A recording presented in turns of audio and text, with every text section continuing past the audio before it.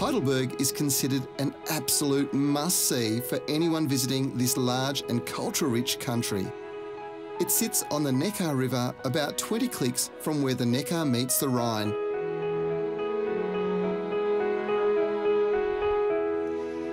Heidelberg is considered the most beautiful city in all of Germany, and the first place you've got to stop when you come here is the town square. Now, you've got the magnificent town hall, beautiful architecture.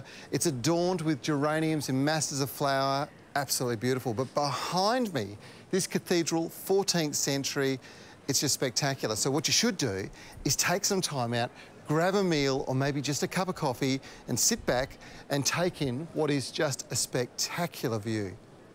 Today, walking the cobbled streets is one of the simplest ways to take in the city and best ways to enjoy its charm. Being a riverside city, one of the obvious landmarks is the Old Bridge.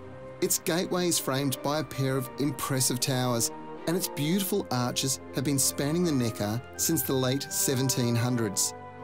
The Old Bridge is actually a good vantage point to look up at the city's most famous structure, the Heidelberg Castle, which is perched about 80 metres up a nearby hillside. The Heidelberg Castle was built in the 13th century and features a mixture of architectural influences, including Gothic and classic Renaissance. Perhaps the most famous resident of Heidelberg Castle was Frederick V, who in 1612 married Elizabeth Stuart, the daughter of James I, the King of England. Frederick and Elizabeth spent part of their reign as King and Queen of Bohemia, and in order to make her comfortable, a section of the castle was built and decorated in an English style and became known as the English Palace. During the 9 Years' War of the late 1680s and early 1690s, the invading French crossed the Neckar River at low tide and largely destroyed the castle. It was so well built, they needed 2 attempts, and of the 6 turrets, only the entrance turret remains intact today. When the French bombed the town, the damage they did was enormous, and the castle was severely damaged.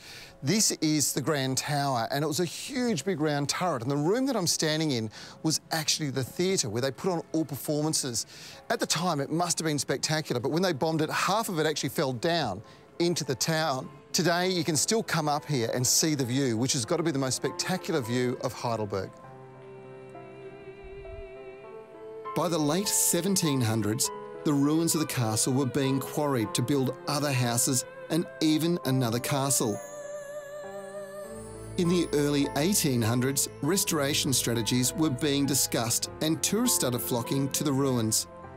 Now the castle, well, it ruled over a huge land, but the peasants and the farmers didn't have money or gold as such to pay. So the way they paid came with their crop, and their crop in this region was wine. So they would come in and pour their wine, 5% of all their crop, into a giant vat. Now there's 2 of these vats still existing here, but the best thing about it today is it's not a blend. You can taste some sensational wines right here. Salute. Salute. Even if you're not a huge history buff, a visit to the Heidelberg Castle will stay in your memory forever. The sheer scale of the structure is jaw-dropping, and the layers of German and wider European geopolitics that are connected to the castle over the centuries will leave you in no doubt how important this landmark has been to Germany as a whole.